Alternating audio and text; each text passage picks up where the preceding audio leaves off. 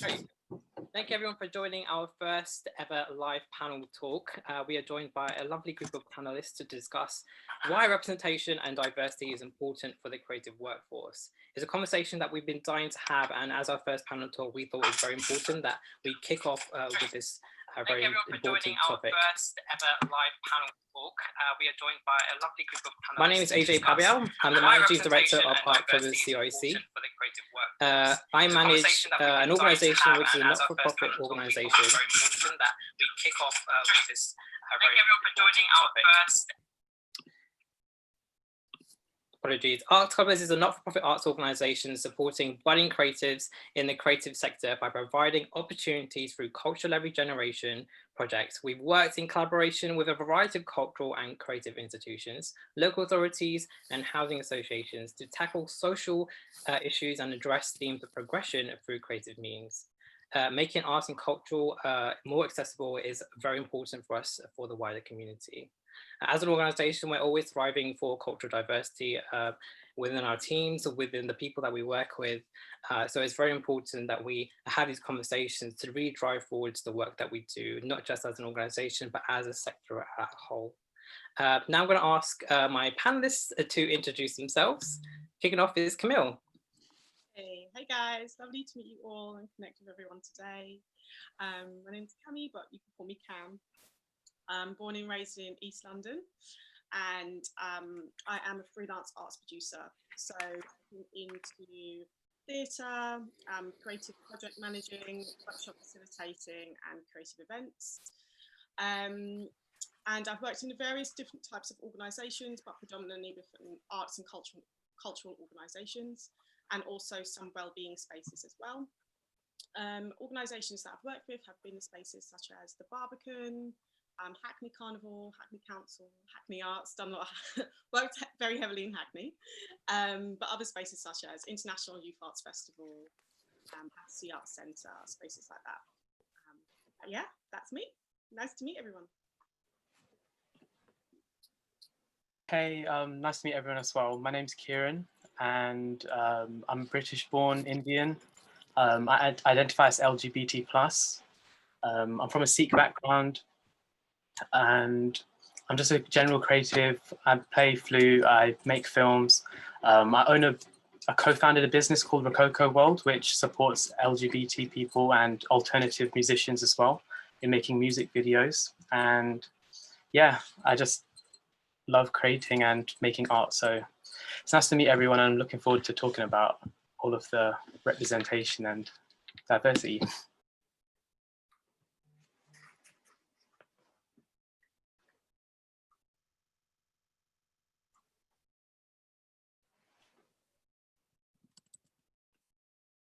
Oh, sorry, me. Hi.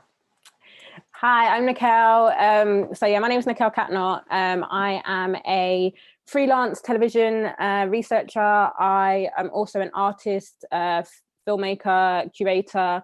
I've got a background in fine art. So my BA degree is from Reading University, and my MA in documentary filmmaking is from Goldsmiths. And I'm kind of like navigating myself through the television industry and kind of continuing to make my own films whilst working freelance. And alongside that, I also have founded a platform called True Colour Collective, where we support and can curate art shows for creative people of colour. So we've worked with the likes of the Tate Exchange, Femme People, Dark Yellow Dot, and the ICA Gallery. So there's a lot of things, but yeah, we're trying to just basically, the main thing now is just trying to really get into the minds and to the heads of the industries and the people that lead. That diversity is crucial and key, and is, I mean, the foundation of our industry. So yeah, that's me. And yeah, sporting a nice little Black Lives Matter t-shirt today. So yeah, we're here. Hi guys, I'm Pagan Liddy. My day job is I'm a program officer at Create Jobs, but I'm also a CEO and founder of my own recruitment company that supports underrepresented people to just get into whatever industry they want, because regardless the industry, regardless the sector, the conversations are unfortunately the same. So just trying to, I'm also born and raised at Camille in East London, so I'm glad to know there's another East Londoner in the chat as well. I'm from a mixed race background, but people often like misplace where I'm from or assume where I'm from wrong. And I think that comes with classing yourself as mixed, quote unquote, other. So there's been lots of conversations of diversity where you don't know where you sit and things like that. So I'm trying to make sure that we're addressing the conversation, we're using the privilege that I have as someone that passes as someone else, and making sure we're highlighting what we need to highlight in these conversations, because we've had too many now. So I'm super excited to be having this one and seeing all these faces, because I think we're all on the same page. So yeah, excited for today. Great, thank you so much, everyone. And I think I definitely echo with Pagan on the fact that we need to understand our privileges. And I think as kind of creatives who are making real differences in the creative world, we definitely have a privilege to kind of help others make a positive change also. I kind of wanted to kind of start this conversation about language and how do we define the diversity. Nacheal, we've also had loads of conversations around the terms people of color, BAME. Sure. What would you kind of add to that? Oh, this is a good one. So language is really important to me. I've kind of will start off the talk by kind of like that kind of my comment by kind of talking about terms like sorry. I've been really kind of interested in, and kind of people kind of hear sorry and yeah, excuse me, and all these kind of things, those kind of words.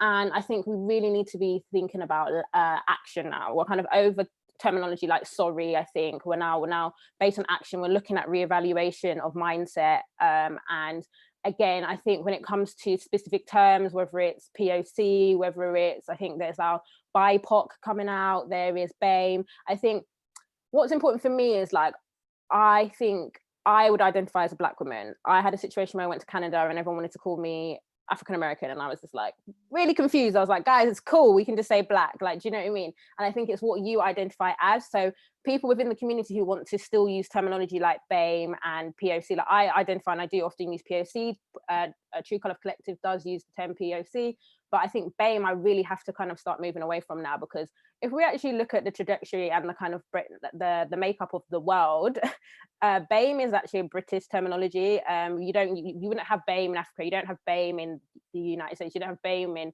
Australia. It's a British term, and it's putting us as minorities and grouping us together essentially, which actually creates more segregation and allows them to be able to see us as this one entity, whereas obviously different people's experiences are different. And also, again, if you look at the world makeup, we're not actually the minority. So like, I'm going to really be moving away from using the term BAME. But again, if other people, like say anyone in this webinar wanted to use the term BAME, that's up to them as people of color or Black people, brown people, to actually use that terminology. But I think as allies and maybe other people from other cultures should really be thinking about what language and terminology they're using and pronouns, etc. Definitely, and I completely agree with that. And Pagan, like I know part of the work that you do, and I think the work that I also do, a lot of it revolves around reporting and what funders require in terms of statistics. And the word BAME and LGBT or deaf and disabled comes up a lot. And I think echoing back to what Nacheal was saying about it clusters people together. What are your thoughts on that in terms of the reporting sense? It's so damaging.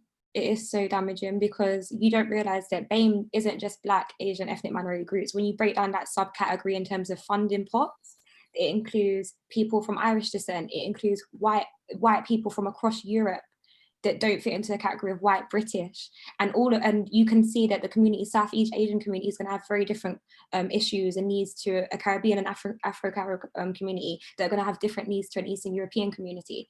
And when we bulk them all together and we give one stat, i.e.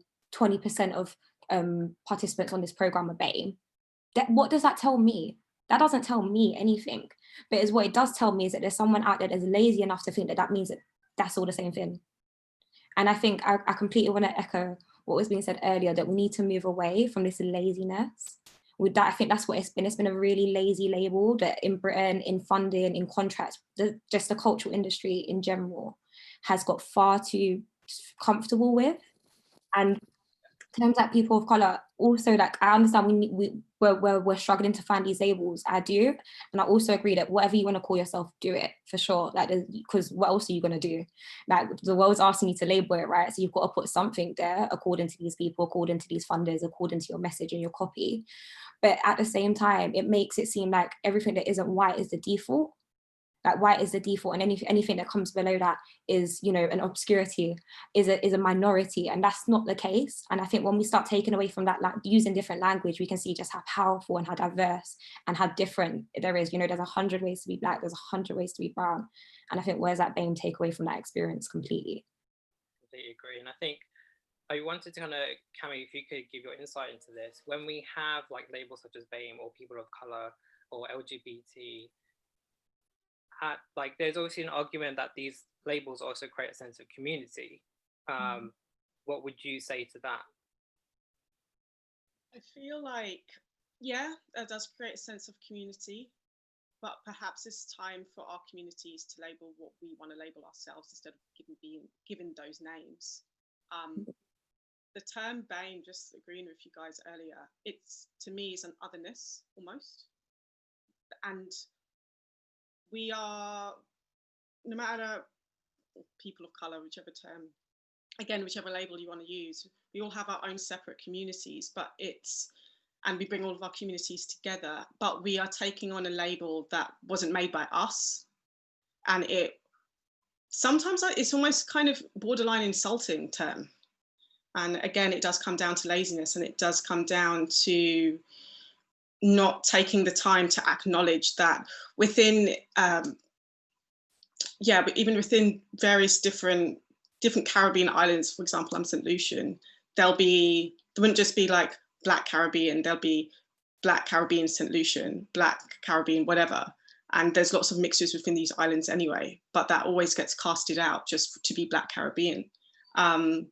So yeah, I think I agree with the fact that I do think it's an otherness. I think that the term needs, I don't really know, there's probably something we'll unpack on the solution as to how to label our own communities, but something needs to change, because it feels like an otherness, and it's not nice to feel like an otherness. To feel like an otherness means you don't belong somewhere. So yeah, that's what I'd say for that. Do you feel like, this is obviously to the panel now, are there alternative terms or kind of words that we could be using instead? And Nacheal, I know we talked about using the term culturally diverse. Do you think that's a better solution, or is it? I mean, this is what I'm saying, because we get back into the ethnic minority kind of claim, don't we? I just think it's just important for people to be trying to identify how they want. I think when we start looking at it, I was kind of having a conversation the other day about forms and things. I actually did a lot of artwork about forms, you know, did little tick boxy forms like you're saying about like Black, British, etc.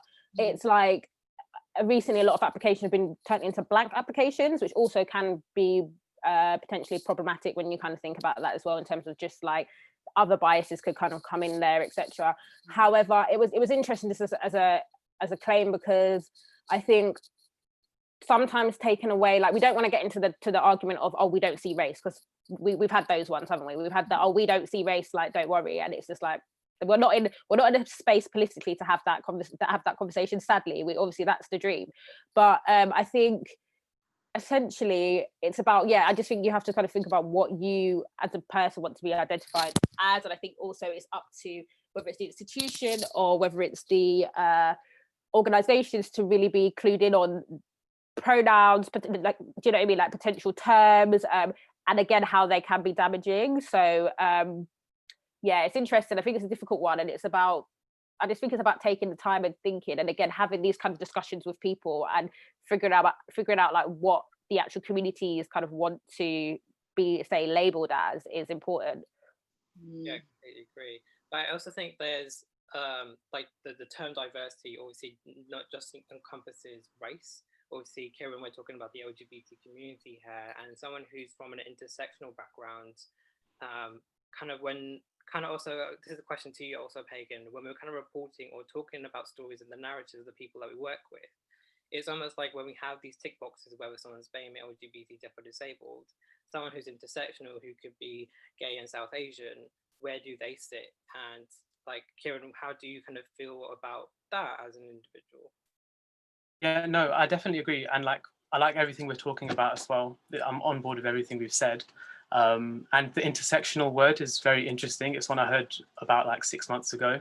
And I think there is a lot of like limitations with trying to just put someone in a box and say, okay, you are LGBT, okay, you're BAME, does that like double your need for resources or stuff like that? I don't really understand like all these labels. And I think what Camille was saying really connected with me about, and I think Nacheal also said it as well, like just finding out what is your identification and like owning that rather than going into like an umbrella term, because I think knowing yourself helps you thrive in like the spaces you're in, and grouping yourself all together, it creates solidarity and it can create community feels like the LGBT pride marches and stuff like that. It creates a solidarity to support other people that have struggles like you, but everybody has their own unique struggle in like this type of identification you have.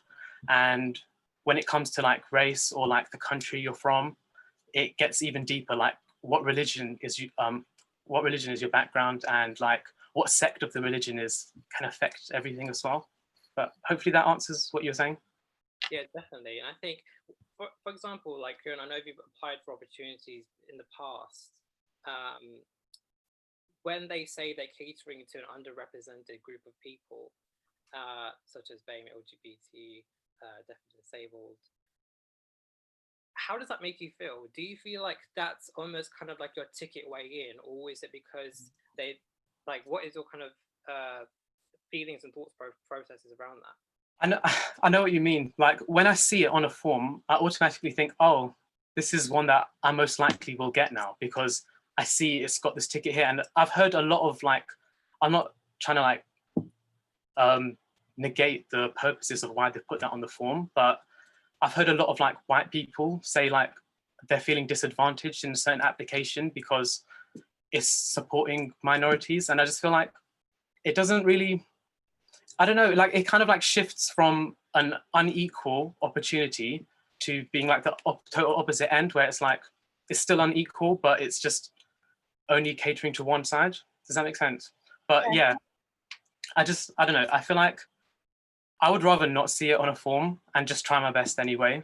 I don't see why writing it in a form helps. Yeah. Like maybe it's to encourage people, because like I do think sometimes when you're looking at a form, you're like, I don't see anyone in this company that looks like me or like says things that I say. But I don't know. I do agree with what you're saying about it being like a ticket almost to the opportunity. Again, I saw you wanted to say something there. Nacheal, you first. Okay. You sure? Okay, so essentially when you was talking about like, I kind of really resonate like when you talk about like whether this is for you and like how you feel. And I think this is where kind of, again, we kind of come back down to the institution, because we've had a lot of situations where like people, you'll have these forms, you have these schemes, especially in the television industry, you have these schemes, right? And you kind of just feel like, oh, you're only here for this scheme. Like this is a personal experience of mine. Like, oh, did you do this scheme? Do you do this scheme? Like, is that why you're here? Is that why you're at this company? And I'm like, didn't actually do that scheme. And it's again it kind of gets into like tick boxing. The only way you can get into this place is, do you know what I mean? Again, the institution and schools and etc. are, universities are to blame in the same way. It's just like, oh well, our diversity quota is not as high because, oh, they don't apply. And it's again like alienation. So like what you was kind of talking about in the term of like, oh, maybe they put like BAME or diversity on these applications to try and get applicants. That's not enough. Like you need to start going door to door into these communities. There's a lot of universities, many London universities that are on the doorsteps of many diverse communities, many South London ones, many on the streets of, you know, on the doorstep of Peckham and Hackney, etc. You need to start really like integrating with the schools, and do you know what I mean, like from a young age. So it's not enough to just say, oh, we've got diverse and BAME on an application form, whether it's for a job or for university. It's about the actual action of being like, right, open days, populate with the people, speak to them. So I think that's what, again, that's what I'm saying, that's what we require now. We can't just rely on it just being kind of like mentioned in like bold or something. Yeah, I would like echo that. And just to pick up on a few things about applications, because in my job, that's what I do. Like I get a copy, get the application, the funders will say, these are the requirements. And we've been having conversations like this at work, because my opinion, this is my personal opinion, is companies that deliver these initiatives to support BAME people to do this, they get paid a hell of a lot of money to do it. So much money. And that money comes from whatever organization it comes from, whether it's the GLA, the government, wherever that comes from, they give funding pots to people to deliver a service and to like that they'll have data sets, and the data sets will say, okay, this has demonstrated that this community is less likely to go into positions into the cultural sector. So then there'll be a pot allocation from like the Arts Council to address that inequality. So I don't want anyone that's reading those forms to feel like, you know, they're getting a free ticket in, because you're not getting a ticket in. The reason that that form's even here is because there's a gatekeeper just making sure that you're not getting past that gate. So no one should feel when you're going to those forms, you feel like those forms apply to you. I agree that the language needs to change. I agree that we shouldn't feel like we're getting a charity ticket when we're getting an opportunity that we quite frankly are qualified, experienced and deserve. But at the same time, I don't want anyone to be thinking that that is something that like they're in a place because they're a token. And there's going to be a lot of companies, has been mentioned, that will do these schemes and do tokenism. They have got BAME and they've got diversity, and they've got 4 Black people and 3 brown people in their office. But the 4 Black people and 3 brown people know that they're the 4 Black people and 3 brown people in the office. And that's the point. I don't care if you're hiring, if you're taking young Black and brown people to destroy them and not want them to go and not like build them up and let them progress in their career, then you need to even think if you should be recruiting anyone, if you should be open as a business. And I think that comes down to hopefully giving as much power in terms of like knowledge, in terms of the employment rights, knowing where you stand, knowing how to combat microaggressions. This is really hard to do at the start of your career. It's really hard to do when you're an experienced professional. So we're asking for the most from people that might not be ready to give that yet. But I think if there's any conversation, just make sure when you're in the door that you don't feel like you're isolated. And if you do, go to a union, go to HR, do what you need to do. Bill, did you have anything to add there? Oh, me? Yeah. Yes. Yeah, I hear what you're saying on what you said, Pagan, about unions, because when I was having some discussions with friends, we all some of us work in like similar spaces within arts producing, which is a very, very white space. It isn't, I mean, some spaces are more diverse, but if we're talking about the whole like industry, it is a very white space. And one of my friends always said, she's like, always sign up with a union because it can protect you from discrimination, especially if you're a freelancer. Another thing that I wanted to point out when through everything that you guys were talking, which was so amazing, is I'm really interested in wanting to unpack the recruitment, like who are these people, like who are recruiting?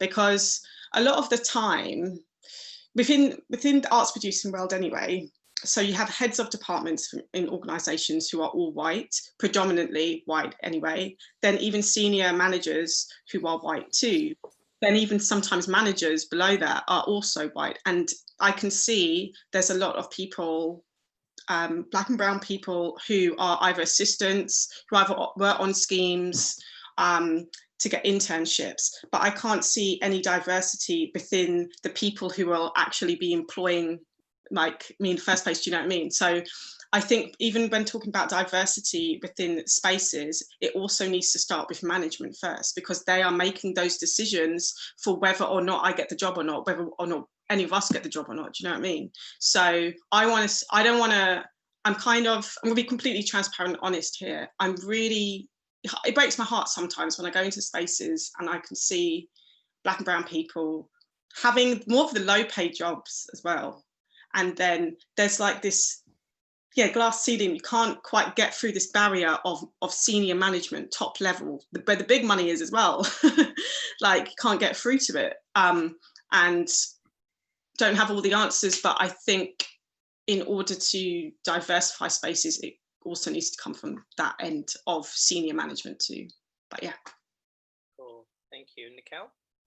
I think like what you're saying is just like literally where I've kind of been at for like the last few like weeks, and probably way before that, this kind of just like, why don't I see myself in these positions at the top, or the people who are hiring, etc. And I just have to put it down to, again, it just feels like puppet strings. It just feels like pulling the puppet strings and trying to save the poor Black kids' lives. Like, do you know what I mean? Just like we go to, it's just the same kind of thing of like, pledge £1 to save the poor African kids. Like, do you know, it feels the same exact way as that kind of like problematic nature.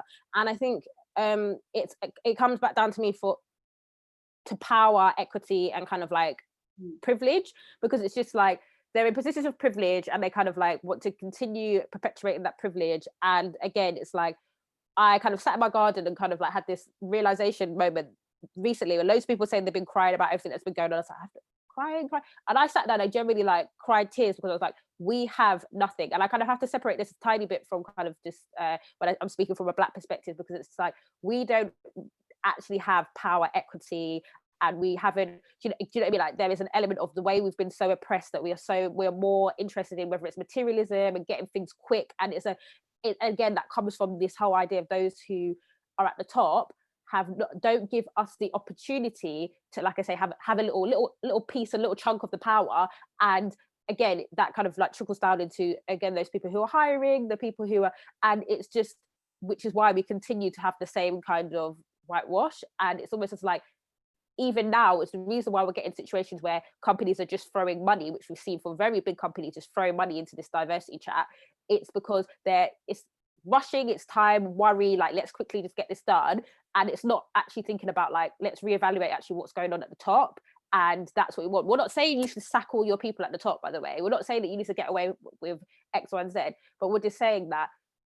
And again, we're not also saying fill the whole room with just Black people or brown people. We're just saying that actually you need to think about reworking the way your structure is to actually incorporate us and give us an opportunity at that power, which I believe and know that it would only be able to enhance your business and do you know what I mean, and your models, etc. But that's that.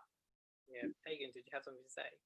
Well, I just, like, it's so nice to hear people speak sense. Like, I can't tell you how rare sense is, but it's so nice to hear it. And but this is it, where we're in systems that aren't made to support or elevate Black people, point blank. And then the places where you do see people of color elevated, they usually either one look like me, they're Asian, especially in the tech and cultural sector. You're more likely to find, per se, Asian women in that sector than you are a Black woman. And that's just the reality of these things. And that's why we can't put these umbrella terms here. It's not because each community doesn't have their own inequalities and their own roads to go down in terms of getting like a level playing field.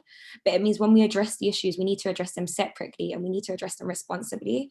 I think, just to echo what everyone, I don't feel like in the last 2 months I've seen responsible responses from companies. I've seen rushed, I've seen slapdash, I've seen just get something out, just and that's felt is that the only good thing about social media in the toxic world there is that you can see that, and there's transparency, and we're having transparency with these brands regardless if they want us to have it or not. We're able to say, okay, I'm not giving you my money, I'm not doing that. And there's conversations around that are happening that are hopefully giving us more of the power to put where our knowledge is and decide who we support and what cultural institutions we take part in. But the matter of the fact is that 99, if not 100% of them, of the cultural institutions that we're working with are built on post-colonization. That literally the only reason people are going to the museums is because they have the artifacts for half the world. Like, I was in a museum in Ethiopia and they literally had they had pictures of artifacts and they say, this is in the British Museum, this is in the Dutch Museum. Like that they don't have their own artifacts in their own countries. And that's just how it is. That's not just the British Museum. That's across that's across Europe. That's also in the Americas. So it's like evaluating this isn't like, I agree with you that people from the top need to go, but we also need to look at what product we're giving to society, and what does that product then encourage? What is that then saying? That we can't say we want equality and diversity, and then you go hire someone to do a museum curation, and they just happen to be creating an exhibit of all stolen artifacts from their country. Like, what? That's what you're asking people to do. That is crazy. And that's what we're not doing. We're not evaluating the real, like, how deep this goes down. It's leadership, it's the product, it's the system, it's the interview to get to that system. And that's why I think these conversations can become repetitive and exhausting, not because they're not necessary, but because we're asking for action that people aren't addressing. And we're asking for action that, it's not about putting BAME on your application form. It's about removing the stolen goods from, organizations, or creating programs that support people to give back to communities that you've benefited from. I want to take a step back in terms of when we're talking about recruitment and opportunities within the workplace. I want to turn to our attention to having our own startups and businesses. Obviously, Pagan, Kieran, myself, obviously come from intersectional backgrounds, and we all have our individual businesses that we run, which obviously have CEOs, managing directors, co-founders in our titles. Do you feel that because of the lack of opportunities or the glass ceiling that Camille has expressed earlier, that we are now turning to kind of setting up our own businesses and own structures for us to make it in the industry? Kieran, what are your thoughts on that? Do you mind repeating the question? It's quite a quiet mic, and I misheard it. Sorry, yeah, it's kind of trying to find out in terms of your perspective, like as an intersectional person who's South Asian and queer, what was the kind of the main drive for you to start up your own business? Was it because there was lack of opportunities and you realized as an individual, I'm not going to be able to be a manager or a senior director or whatever, so that's why I need to go out, set up my own business and make my own living? Yeah, that's really interesting. So I initially started my own business because I didn't have a university degree, and that already limited lots of applications that I could apply to. And like all of the other opportunities like courses and programs were all like diversity enforced. And I think that's the way that really boosted me. But the reason why I felt like I need to do this myself instead of through another place is just because I wasn't receiving like responses from my application. I don't know if it's because of like who I am or because of like what I've done in my life, but I was struggling to get through to like production companies and things like that. So I was like, let me start my own one. And all of the people that I collaborate with are people I've grown up with and like I am surrounded by, and it's all like, it's a totally diverse plane of people. And I just feel like that's what I'm comfortable with anyway. And I sometimes think like, I don't know if I would have been comfortable in like all of those opportunities that I was applying to, because what I'm doing right now is much more true to myself and much more, I feel like I've just kept my integrity and I represent whoever I work with a lot better than if I was working below someone that had an agenda to present this person in this way because this is how they need to be viewed now. Whereas like that person might actually just want to speak their own truth and not have like an agenda pushed through them. Definitely. Like similar to me, do you feel like because you're a freelancer in your role, do you feel like you made a conscious decision to go freelance because you'll be able to navigate the industry a bit better, just because you acknowledge that there aren't many positions within staying as an employee within an organization?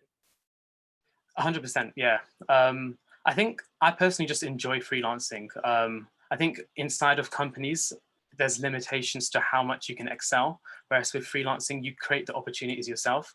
Like almost every day, I'm always talking to a new person and pushing an idea or a new project that I might not be involved in if I was within a business and just being given projects like fed through. So yeah, I do see the flexibility of freelancing and I appreciate it. Great, thank you. And Camille, do you feel the same that way as a freelancer?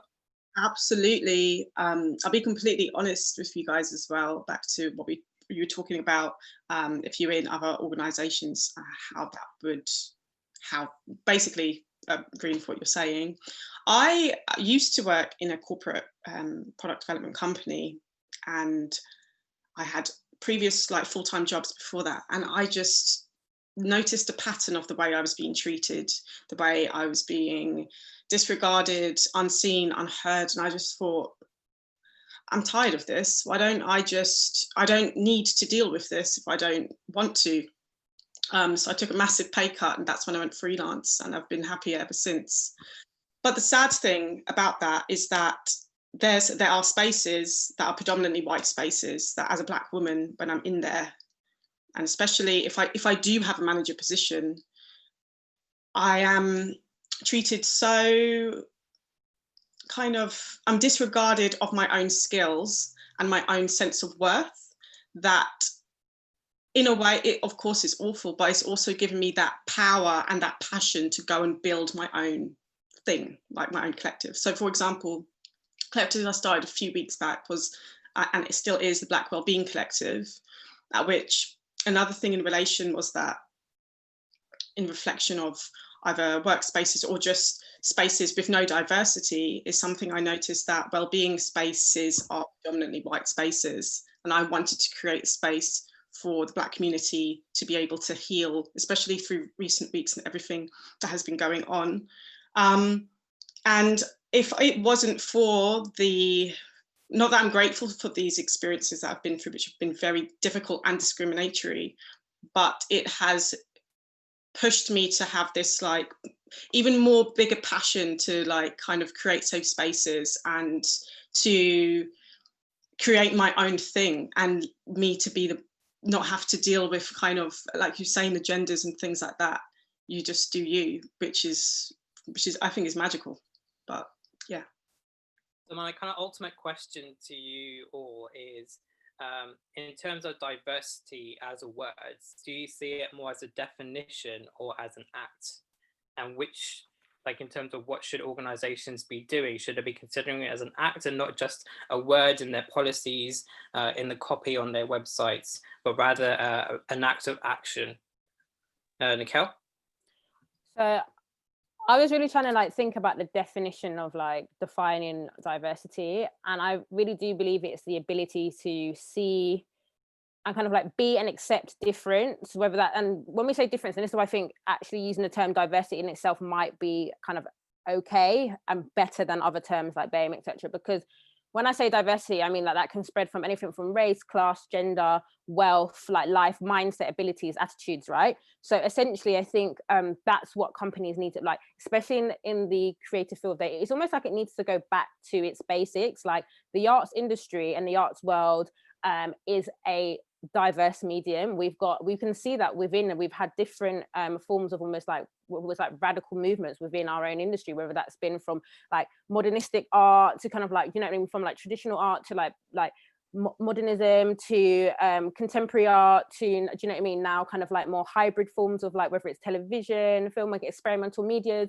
So it's just like those are diversity, right? Those are diverse. And the reason why I feel like a lot of the best things kind of coming from more of a television industry perspective work and are popular and almost can feed to the masses is because they are diverse in the actual route, right? Because they actually can deliver that kind of like experience to many people. And I think just kind of like quickly touching on kind of what Kieran was saying about kind of like having to start up his own and kind of like really thinking about your own ideas. I think that's where I'm kind of at now. I'm just like, I'm really kind of trying to think about my own ideas and like trying to move forward with True Colour Collective. And I think this DIY culture that we've now amongst, whether it's influencers, whether it's all those kind of things, the reason why we're at that is because those industries that lead didn't want to give us the real space, whether that's from a young people perspective, whether that's from a creative kind of like different perspective. And that's why the likes of Netflix are struggling. Do you know what I mean? Sorry, Netflix is doing, let's say, maybe a bit better than the likes of like maybe broadcast television now, which is more of a traditional medium, and people are moving away from those. People are using the likes of YouTube because they can just do it themselves. They can just sling things up on Instagram TV, and that's because it's a diverse way of doing things, right? So again, it's just really about actually deepening what that word means. And I think when companies and those who lead actually do that, maybe we might see some real change. So that's where I'm at. Definitely. Kieran? Yeah, I was having this conversation yesterday actually about what it means to be diverse. And I was thinking, let's take out diversity from the equation and what is like the world if it's not diverse. And I felt like it's quite a homologous experience, like everything's the same, nothing's different, there's not really much change, there's not much growth.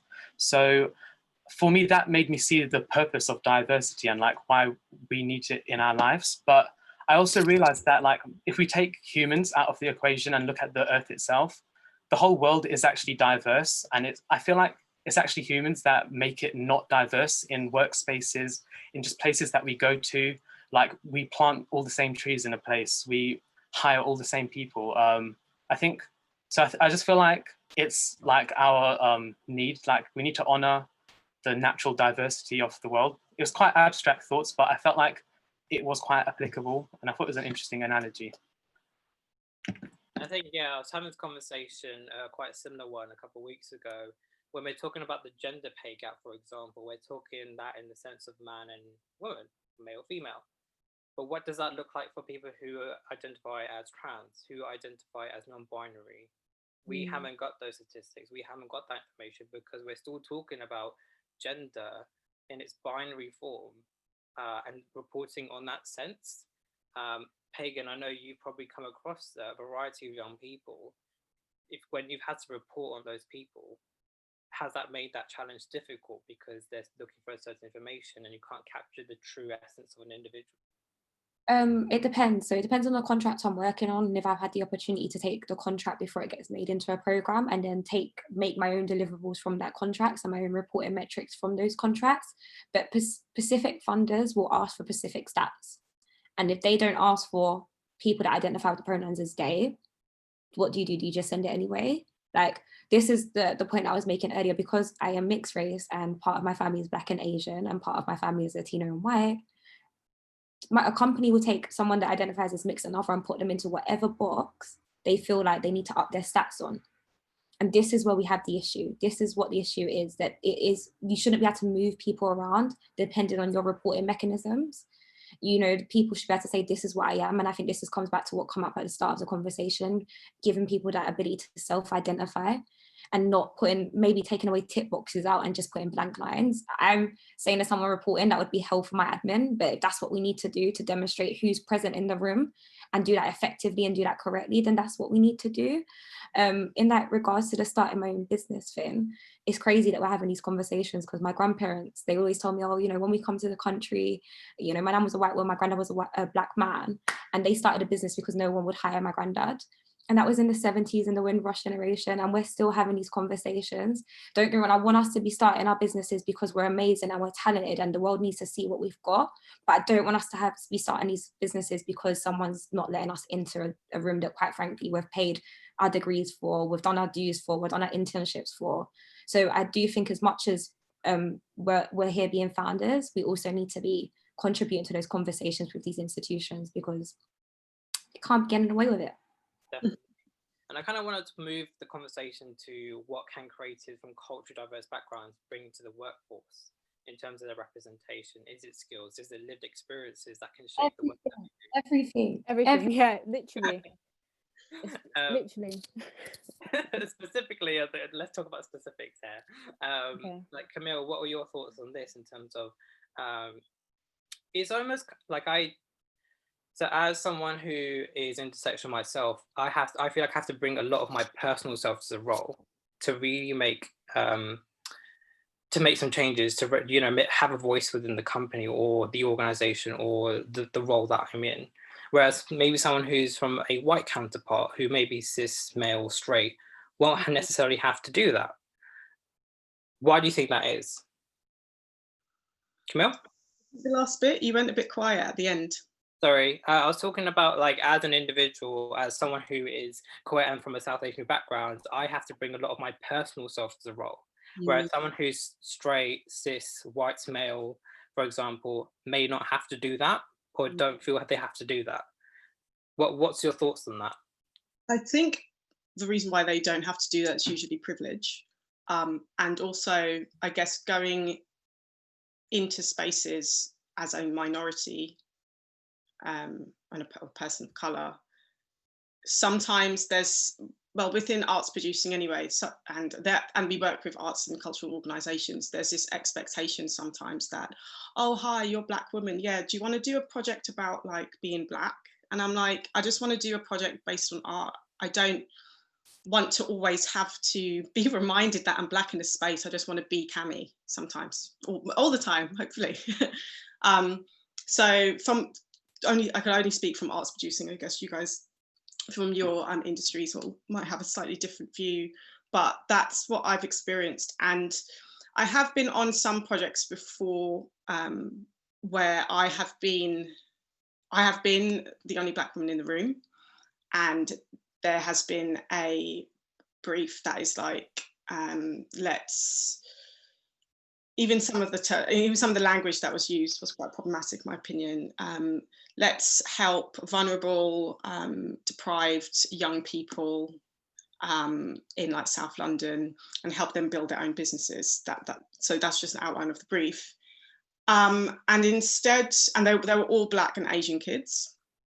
And instead of other white colleagues being part of the project, they just gave it to me, because it was like, you're Black, therefore you can do this, you know how to do that, you know how to speak to these people.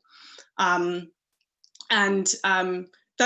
kind of interactions and those kind of things within projects are harmful, because it's also harmful for me who's working, because it's like, well, I want to, of course I'll always support my community, but I don't want to be used just for my race for a project. But I do think it comes down to, if there were more Black people in arts producing spaces, more Asian people, just more diversity. I don't think we come again from the top, and who was given the orders on who works on what. Whereas now, luckily, I can do my own projects. But yeah. Just on that, sorry. As someone who's culturally diverse in the creative space, do you feel, this is to the whole panel, do you feel as the role of like as an artist, designer, filmmaker, founder, whatever your role is, it's your responsibility to educate others? Nacheal?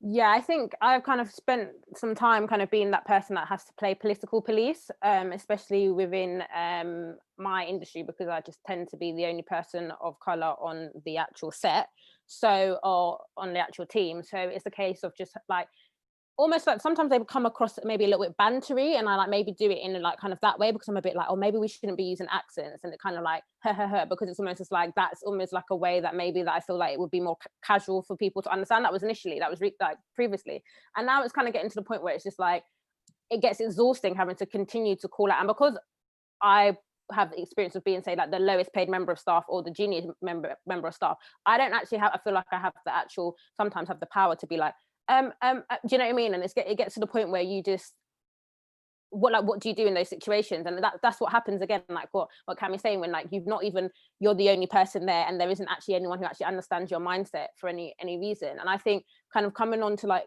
going back to like the previous point about kind of, I guess like within our actual industries and our sectors, I think from a television perspective, and even from an art perspective, like we need to look at our consumers, right? So when you look at television, a lot of people who watch everyone who watches television is from a diverse background. Do you get what I mean? It's just like, so how can you have the people who make these programs not be from a diverse background? And this is how we get problematic situations happening. And that's how we get the likes of companies being hashtag X, Y, and Z, or do you know what I mean? Oh, they've done this and they've done that, and they get dragged on Twitter. But it's almost like they rely on it getting dragged on Twitter. They're like, let's just do this and see if this happens. And then when it kind of blows up in social media, that's when they're going to start taking kind of like ownership over it, right? So I think for me, it's just a case of really thinking about hiring structures, really thinking about kind of like, and yeah, not just being like, throw that to the Black girl. And especially when it's like, this is the Black girl who's the lowest paid member of staff on the team, and now suddenly is doing a producer job and doing a fixer job and doing all these different jobs, because essentially she's the only person that actually has that lived experience. That's kind of like my 2 pence. Thank you. Pagan? Once again, just echoing, and this is my issue with it, and this is why I'm pleading, if there's one thing you take from today, it's join a union. Because like when you're having these conversations, you don't realize that you come under the Equality 2010 Act. Like these little microaggressions, these little statements, I'll do this, do that. Even if your HR system's against you, that's fine. Handle your resignation, state why you're handling your resignation, and you can create a schedule of loss or employment tribunal and things like this. And the reason that this needs to happen is because there's going to be a Black person after you. There's going to be a brown person after you. And they're going to make them the go-to for urban culture, the go-to for urban life. And quite frankly, that was the job description when they applied. But yet, especially in probably the last month, 2 months with the Black Lives Matter movement, any person that is, Black or brown in work, you're the go-to for these conversations. And what people don't need to understand and need to hear is these conversations, as much as people do want to have them, they do think they're so important, they're traumatic for some people. And we're ignoring people's trauma to educate people that didn't listen to us 2 years ago, didn't listen to us 6 months ago. And there's a part of me that, although I'm happy to have as many conversations progressive as possible, I do really agree with what was being said earlier on about asking the lowest paid person in the team potentially to go do what a director should be doing. You're asking someone to implement change management. Services pay hundreds of thousands of pounds to put change management processes into their business. So you going to ask someone that you're not even paying a London living wage is absurd, and that shows you why we're having these conversations in the first place. I don't want to educate the educated anymore. I'm happy to have conversations, but I'm not happy to sit here and talk to someone that's at a director level that's, especially in my industry, where you do work on contracts that are there to like to combat inequality. So in turn, you benefit from inequality. So if you're benefiting from inequality and things like this, or the cultural sector, you're benefiting from like diverse people coming to your shows and things like that, then you have a responsibility more than anyone to ensure that your representation internally is correct. So yeah, that's how I feel. So I don't feel like diversity is a word. I feel like it's an act, and I feel like it's been treated like a word for far too long, and that's why we've got to this place of fake action and, you know, lack of representation in places where, not where it matters, it obviously matters everywhere, but places where it holds weight and they can bring answers to the table. Nacheal, would you like to add anything? I just want to say, like, this probably, like, I'm going to try and finish off with this like last point, but I just think when you kind of talk about educating people and almost kind of bringing that ownership back onto us, which is just so toxic, I am not going to keep being the person that has to send you links and has to send you, do you know what I mean? Like, oh, read this book or watch this TV program, because like you were saying, like, I've got so many people, whether this is friends or whether this is colleagues, it's just like, you are educated people. And also, even if you're not, I feel like everyone has the ability to become educated. It's all about time. So me having to exhaust myself trying to find the links, like, do you know what I mean? When you go and want to buy a new pair of trainers, or you want to go on holiday and find a cheap deal, you don't be looking to Nacheal to be trying to find you like the best kind of, like, do you know what I mean, like, information. You find that on your own back. So people, if you've got a master's degree, if you've been to university, all these kind of things, you've been to school, and this is why the education system, again, and the university system really needs to like step up and really think about what it's doing, is because it's just like, why would I be sending you links? Like, do you know what I mean? And this is maybe because I make this work and I've made films about Lewisham and I've done all this kind of stuff. People see me as like this go-to. That's what's been happening recently, whether it's friends, colleagues, and all those kind of things, kind of think you're that go-to person that needs to kind of break it down for them. And I think obviously we might make work that is about whether it's the LGBT community because you come from within that sector, or race, but that doesn't necessarily mean that that's my whole, and this is what I'm going to I really need to spend my existence just doing. And it's just a shame, obviously, that we still have obviously work to do, and we are committed as individuals to want to do that. But in terms of actually having to educate people and, like, say, sit down with tired. Camille, I saw you had your hand up. It is, I completely agree with you there. It's unbelievably exhausting, and also is something that when people keep coming to you, is to be like, what should I do now? Should I do this? Should I do this? It's not just exhausting. It's like, you're making me relive my trauma. Like, you're making me relive, like even having to talk about inequality or injustice and to someone who just wants to be educated. It's almost like there's sucking, I don't know, just absorbing.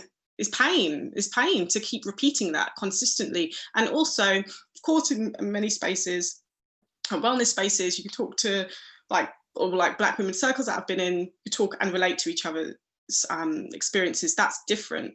It's when someone is using you to talk about your experience to educate themselves. And there are so many books, there are so many articles, there's so much for people to educate themselves. It's really not difficult. So yeah, coming to Black, brown people to educate is just not the way. Educate yourself. Kieran, you had something to add there. Yeah, I just didn't want to underplay like the power that all of us have as like our own individual voices as well. And like, we can actually create a chain reaction if we do just say one thing. Like, we don't have to give them a whole essay about re-educating them, but we can just tell them one thing that might just push them in. I know it can be traumatic sometimes as well. And I feel like there shouldn't be a stigma or a judgment placed if we say, I don't know, or I don't want to answer this. And like, I think if it's in a workplace environment, I read this tweet that was really interesting. Like, it said, if you're asking me these kind of questions, you should be paying me for this as well, because this is supporting your business and it's not part of my job description. So I think there's a bit of a stigma and a judgment if you don't want to help, that you might like lose your job or be judged in your job. I don't know if that's your experience, Camille, and like why you felt like you didn't want to be involved again, but I just, yeah, that's just what I wanted to add on. Sorry. I feel like, yeah, that's the person I am. But no, but I think also what's important, kind of what Kieran's saying, is also like, we need to kind of maybe get away from cancel culture as well. I think a lot of companies, which is why they're rushing, which is why we're doing Blackout Tuesdays, like quick. Let's just make sure we put something out there, # Black Lives Matter, because if we don't, everyone's going to look at us as the ones who are not like you know, like caring for Black people. It's about reevaluation, really being committed to reevaluation and rethinking and taking the time. So if someone has a complaint and says that they're being treated in a certain type of way, whether it's Me Too, whether it's gender, whether it's, like, do you know what I mean, like whether it's race, really deep it and say, like, why have they taken the time to like really come out and say these things to you? Like, that is traumatic. It's not just going to be a case of like, oh, she's a troublemaker, oh, all lives matter. It's really, why are they actually making that statement and really actually taking the time to be like, right, okay, let me just reevaluate this and think about like, okay, what needs to actually go ahead here, rather than just rushing to social media and hashtags. I think that's what it is. And also, like, us maybe as people of color, the cancel culture can be toxic, and we and it's a shame we are now giving them the privilege of time to kind of understand. Like, we are almost like giving back the privilege of time and giving them the privilege almost to be able to come into our spaces and understand us. And I think we need to realize that, like, Rome just wasn't built in a day. Like, it's not gonna be tomorrow, and we are sadly gonna continue having these conversations for a while. So yeah, that's kind of what I want to say about like cancel culture can be toxic. Definitely. And kind of just moving on to kind of, why do you think culturally diverse individuals are considered underrepresented within the creative sector? So I don't know if this could be kind of cultural family restrictions, not being opportunities because it's more systemic, or discrimination during recruitment, or just discrimination within the workplace. Do you feel like, in terms of these kind of reasonings, one may weigh more than the other, or are they all equally valid? Pagan? I'll speak from a recruitment sector point of view, because I haven't attempted to go into the cultural sector. I've just been on the end of like recruiting people into the cultural sector, or like supporting someone to get into the cultural sector. And the amount of times I've been sat there and I have no feedback to give someone, and I know they haven't got the position because of how they look. Bottom line. I don't care what anyone says. If anyone works in HR, if anyone works in recruitment, and you've seen score sheets that are empty, that don't have comments on and things like that, you know what's going on. And it's our job to make sure we're calling that out. It's our job to make sure when employers that we're working with are saying, oh, we just don't have any feedback. What do you mean? You have to be specific. I need bullet points. I need feedback points, because you need to make them uncomfortable and realizing what they've done, because they've been doing it for so long. It's not a thing. It just is what it is. No one's going to question that they've hired someone that looks exactly like them again. But it's making sure that in this, like in the round of it all, that we're calling out these processes, because blind shortlisting doesn't work. They will interview you face to face. So although blind shortlisting might be a comfort, and understand why some companies do it, if you're not shortlisting people because they have a name that you associate with a different culture or race or religion, that probably means that when they get there and surprise they're brown or Black, you're not going to hire them. So ultimately, it still doesn't overcome that barrier, and it doesn't address the issue that's there. So although these practices, depending on how people use them, can be supportive and helpful to creating that diversity, I do believe, as much as it does come, it's systematic in terms of our education system and opportunities available. But I've seen enough creative, young, Black and brown talent in this industry that once again, they're freelancers now.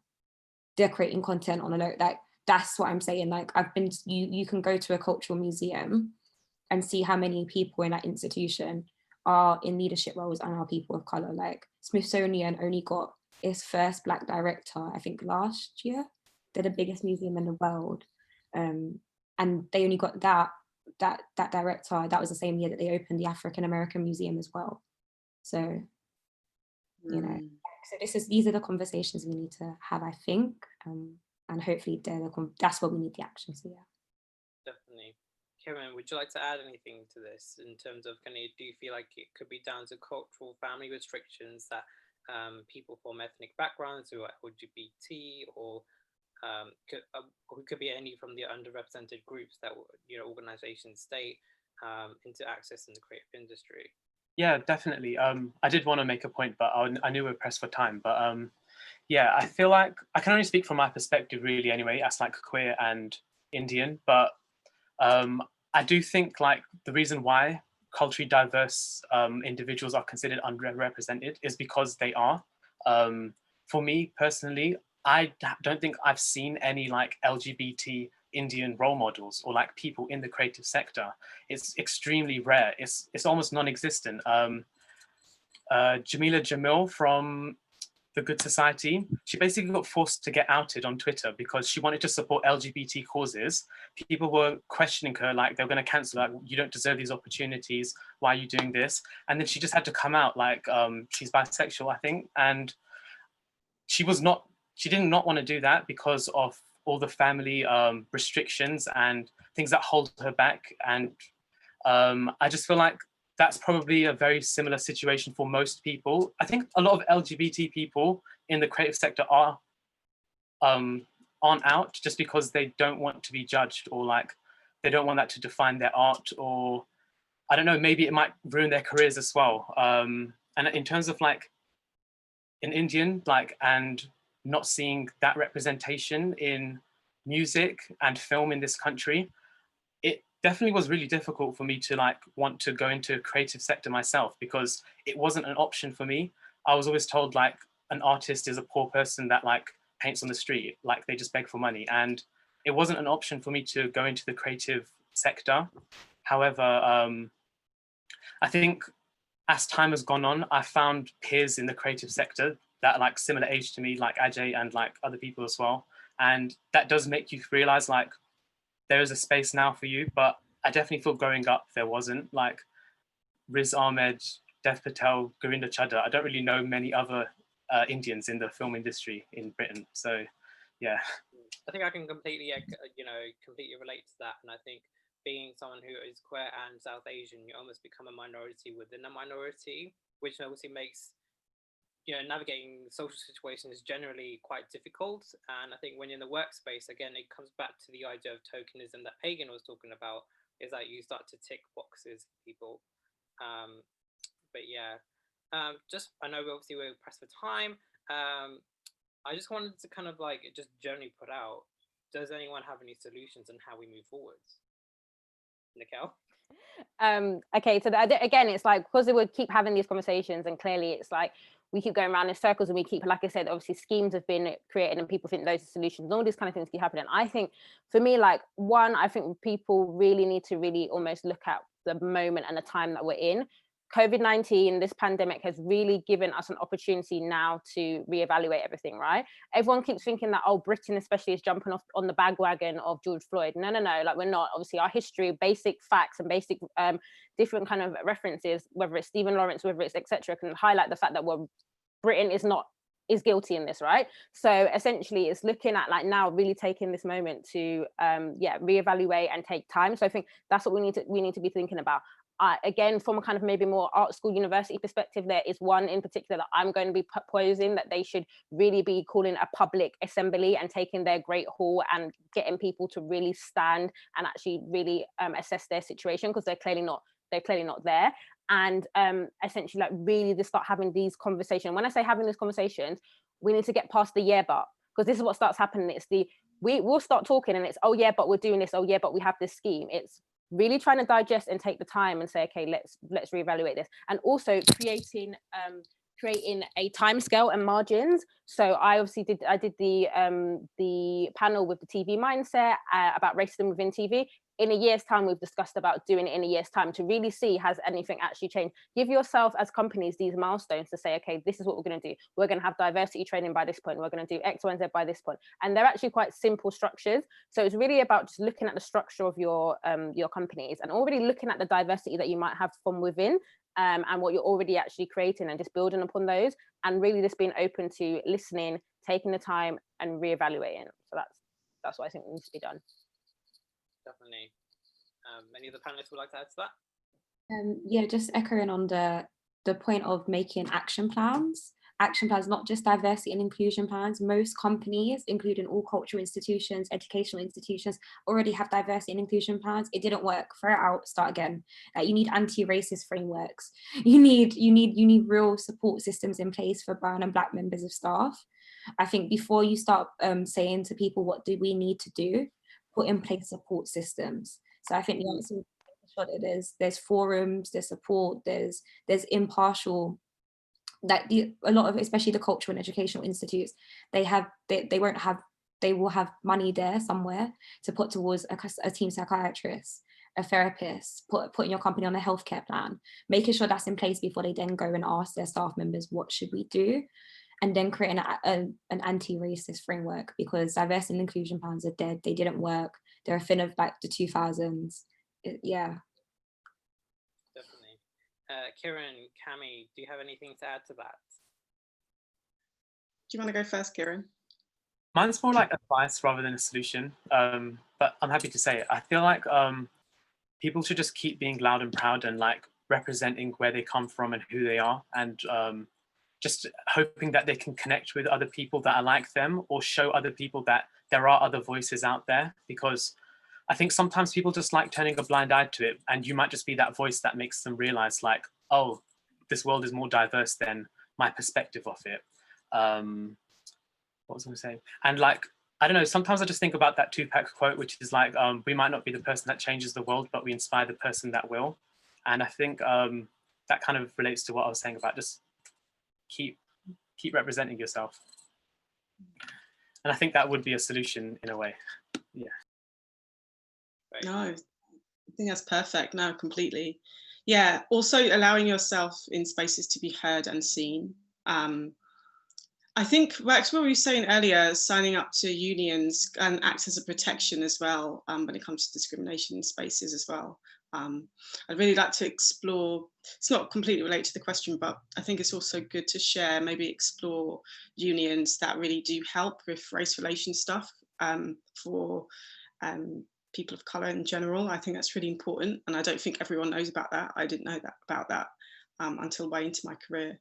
But everything else, you guys pretty much summed it up. Spot on. Great, and I just got a couple of questions from people who've been watching today. So one of the questions is, can talking about this topic and being unapologetic, in your opinion, online, come and bite you one day, and as a result, lose opportunities? Nacheal? So I had this situation and had these conversations with my parents and like my mother about being quite vocal on Facebook and on social media, to the point where I kind of had to just like really like step back and think about, okay, cool, what are we doing? And I think a lot of that came from being like, oh, I've got the CEO of so-and-so on here, or oh my God, I've got like, do you know what I mean? Like, I really don't want to be known as like the troublemaker or the one that's always speaking out. And this is what I mean. It's about kind of like, now, for me personally, luckily, I feel like I'm past that. And I'm at a point where it's just like, I really do feel confident in my own ideas and my ability as an artist. And I really do just need to take the time to enhance myself. But I can understand, again, that's coming from almost like a position of privilege where I've been allowed to get here, right? And again, my support network has allowed me to kind of get here, whether it's family, etc., friends. So I think it's about really just thinking about, sometimes I've just, especially in the television industry recently, I've just sat down and said to myself, these are a few companies that I feel like are aligned with my morals and I would be happy to work for in the near future. And again, that's not me cancelling other companies that are not say where they're at. It's just saying that right now, this is, do you know what I mean? And those companies seem to be aligned. They would be aligned with what I'm saying on social media. They'd be aligned with all this stuff. They'd be aligned with me maybe going, oh, actually, I think like that was a bit problematic, or oh, actually, I feel a bit uncomfortable. So it's about really identifying that and taking the time for you as a person to do that. And there's an element of just like really deep in your spirit. Like if something really doesn't sit within your spirit, like as the Caribbean saying, like if your spirit don't take it, like you really need to just like think about it. And I think everything happens for a reason. So if you get sacked because you've spoken out about the fact that you've had a racial incident, that is really not the company that you should be working for. And then again, it is actually up to the industry again to be thinking about, why is someone coming to make a complaint about race, about, do you know what I mean, all these kind of things, why is that, and then kind of acting from there. But yeah, I do think like 100% I've been worried about speaking out before, because I felt like, do you know what I mean, and suddenly it feels like a lot of companies, I'm like starting to like maybe go through my experiences with them, they're like, oh my God, I can't believe you were silent. I was like, the stress and the pain that you have to go through, and also like people of color have to think so hard before they do anything. Like you have to almost do a little mind map plan before you actually, oh, can I afford to lose my job today, or if I say anything, it's that kind of stuff. So yeah, essentially just, yeah, it's about identifying your network and your support network first, and then being really identifying within yourself if you can and can't speak out, essentially. Thank you. And we just got one more question to answer. What would be the best way to bring up the negative sides of using the term BAME at work? And I think this is down to how do you bring the conversation up at work?